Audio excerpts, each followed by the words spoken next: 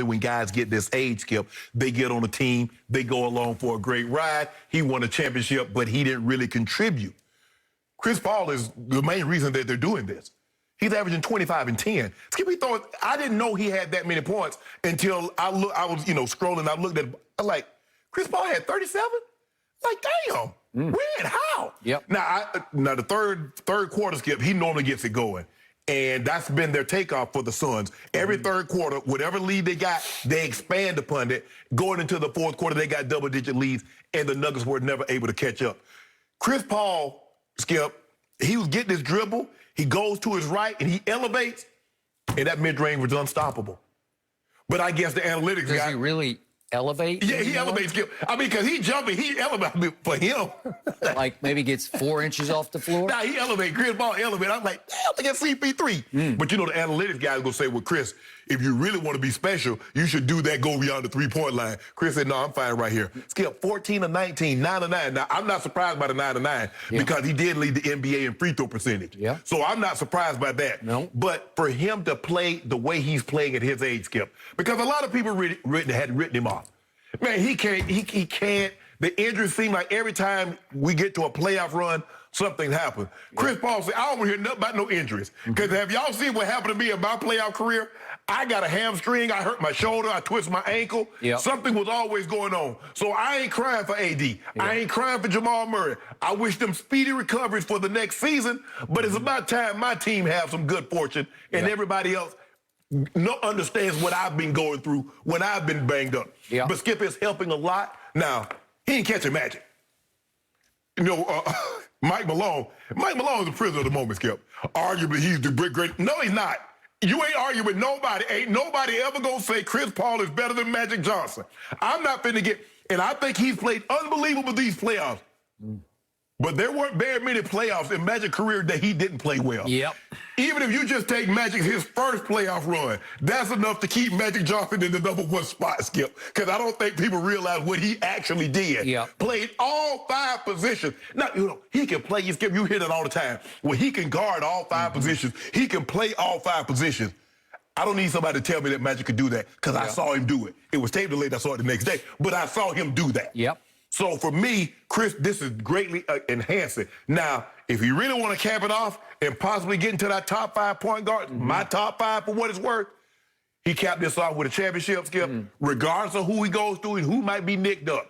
Because 10 years from now, ain't nobody going to remember it. Because people don't remember that Magic hamstring and Byron Scott's hamstring fell off the bone when they lost to the Pistons. I was there. Nobody cares, Skip. Nobody 5 years from now is going to remember that the Kansas City Chiefs started 4 backups in the Super Bowl. All they know, the Bucks won.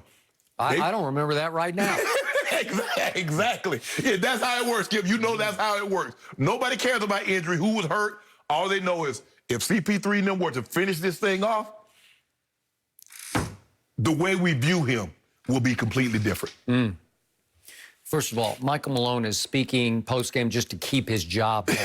So he's dismissing his team as they quit, they're soft, and then he says Chris Paul's better than Magic Johnson. So it's like excuse, another excuse. He did coach Chris at New Orleans early on. He was an assistant on those teams. So he does have some connection with him, so I appreciate that part of it.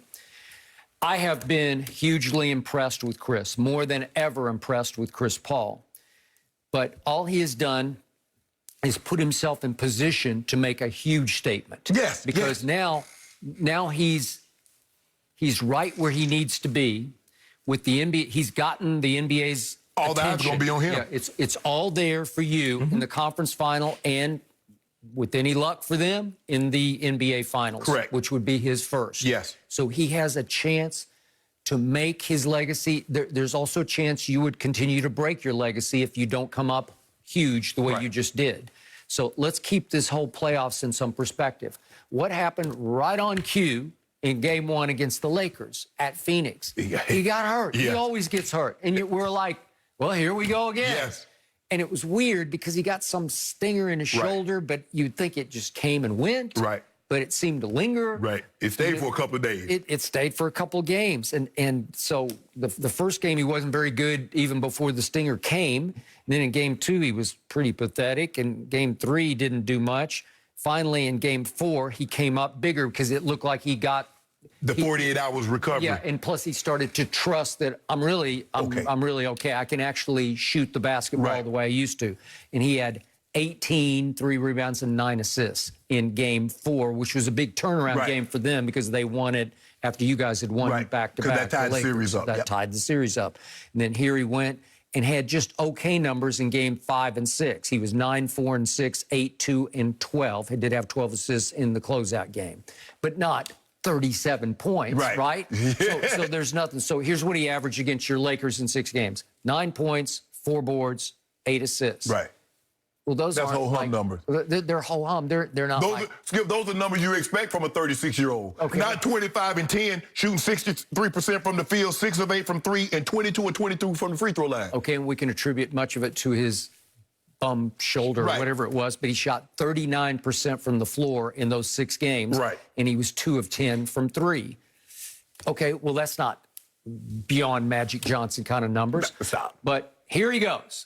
And here comes the Nuggets. And to your point, Michael Malone and staff never could quite figure out how to defend the pick and roll because Ayton would come out and pick for CP3 and get him. He would pick over here so that he could come off with his right hand. Because if you let him go right-hand dribble and get to the elbow, that's all he needs to do. If he gets one step on you and gets to the elbow, you're done. He's going to elevate and shoot it. He's going to make that shot because he's got that little, it's somewhere between a 15 and 10-foot jump shot. Yeah.